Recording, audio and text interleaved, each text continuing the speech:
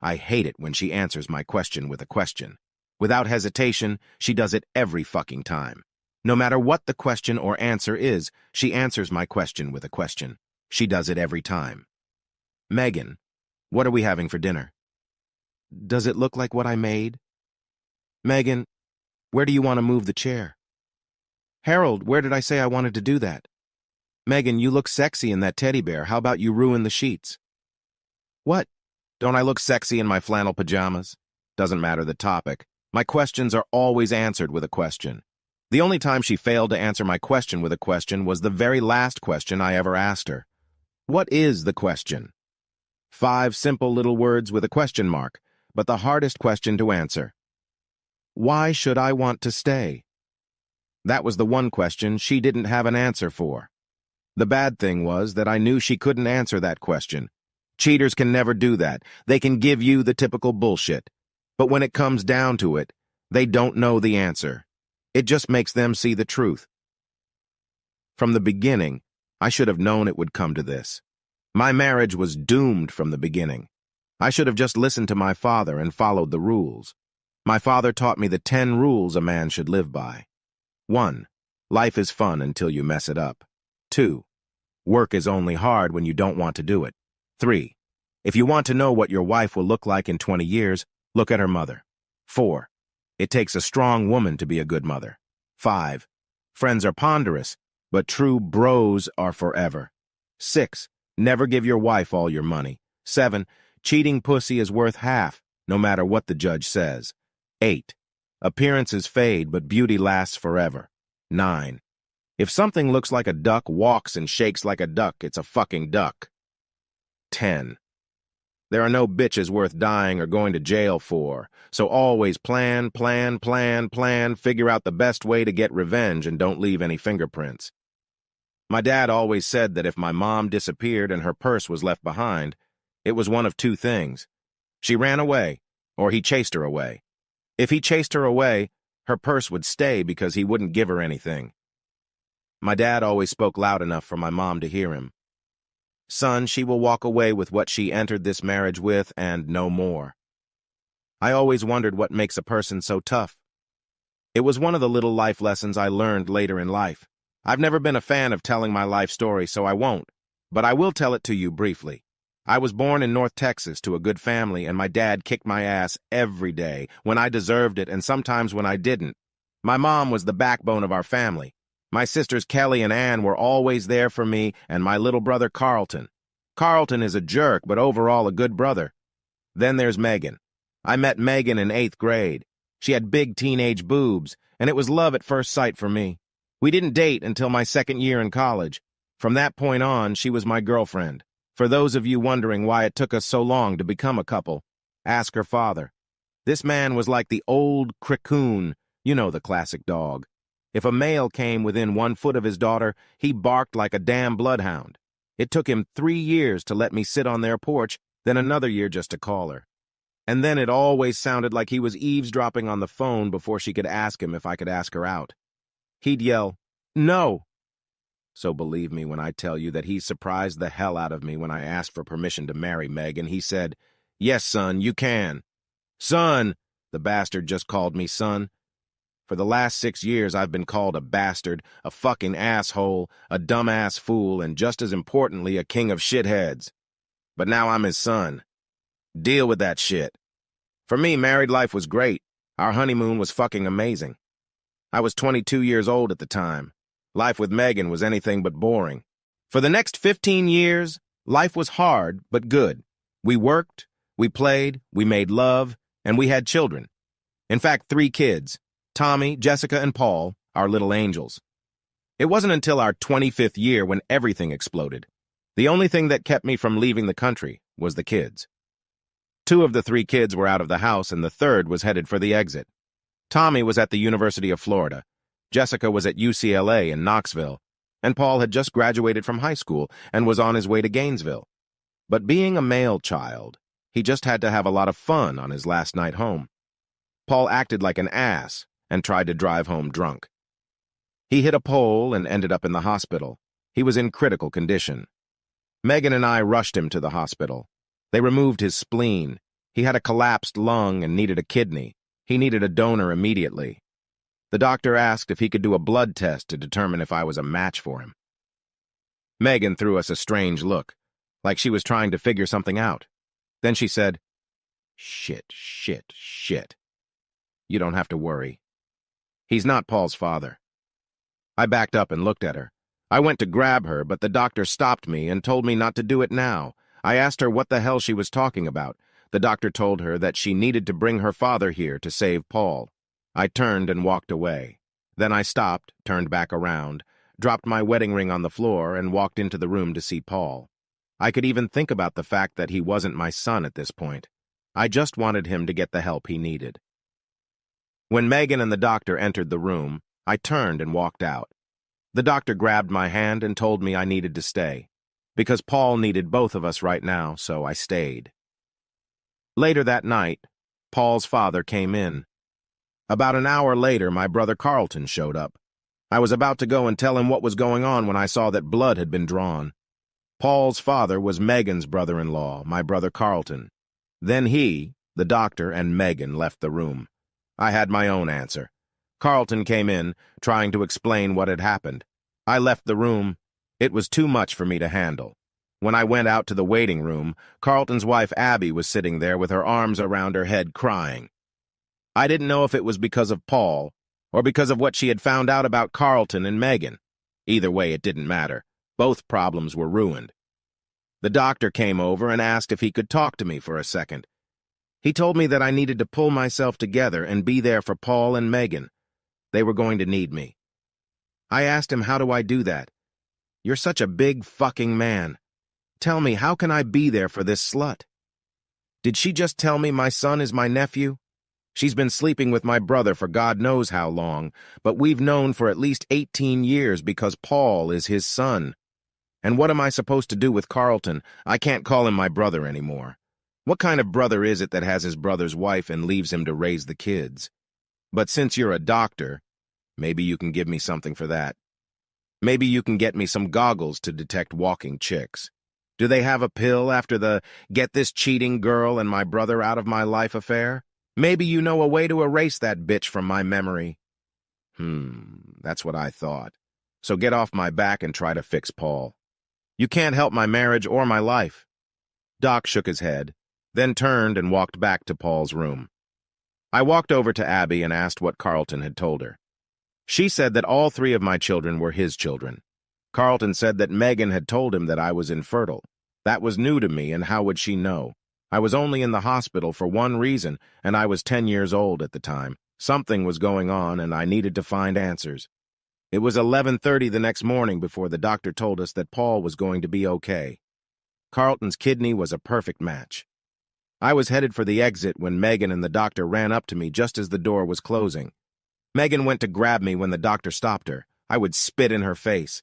Megan asked where I was going. "What about our son, Paul?" That struck me as funny. Our son. I turned and walked away. I got home around 2:30 in the afternoon after a brief stop at Home Depot for a couple sets of locks. I changed the locks on the house, then I started packing Megan's clothes. I had 4 bags packed before I got the first call. It was her dad, who wanted to come over and talk before I did something stupid. Some people like what I asked him? Come on, Papa. What reason do I have to do something stupid? Before he could say another word, I threw the phone down. As I packed Megan's things, it made me think about Paul and everything that had happened. It made me revisit all the long discussions in psychology class. Nature versus nurture. Did Paul's DNA make him my son? Of course, in my heart, he was mine. From the first moments of his life, from his first steps, from the moment he first caught a soccer ball, his first fight, his first date, his first kiss, talking to him about the birds and the bees, all of those things made him my son, didn't they? But when he really needed his father, the truth was, I wasn't me. When he needed blood and kidneys, both of which I would have gladly given him, I couldn't. At the times when he really needed it, I could only sit there helplessly because Megan turned out to be a cheater and a goober. The moment the doctor said he needed a kidney, he was not my son. My family name would continue, but what about my branch of the family tree? There would be no Harold Paxton branch. Of course, there were 7 sprouts on Carlton's branch. The 4 children he had with Abby and the 3 children with Megan that made Carlton the family stud. I had to stop thinking for a while because I was giving myself a vacation. I walked over to the refrigerator, grabbed a beer, and sat down in my deep chair. I was just turning on the TV when I heard some cars pulling up. I didn't move. I sat there drinking my beer and listened to them banging on the door. It sounded like there were 4 or 5 people there. They had been knocking for about 10 minutes when Megan pulled up. I think it was my dad telling her to open the door with his key. I bet they were pretty surprised when her key didn't work. After I finished my beer, I grabbed my gun off the table, walked over and unlocked the door. I asked my dad what they wanted. My father asked, why I had a gun. I told him it was to keep uninvited guests out. I asked them again, what did they want? My father was the company rep. He asked if they could come in and talk to me. I told them sure, as long as Carlton and Megan weren't with them. Megan was sitting on the porch crying while Carlton was about to show me what kind of man he was. That was until he heard me push back the slide on my Desert Eagle. I think that was the moment they realized it wasn't going to go the way they thought it would. So for the next 2 hours, they blabbered on. Everyone knew except Abby and me. I couldn't believe that these people were my relatives.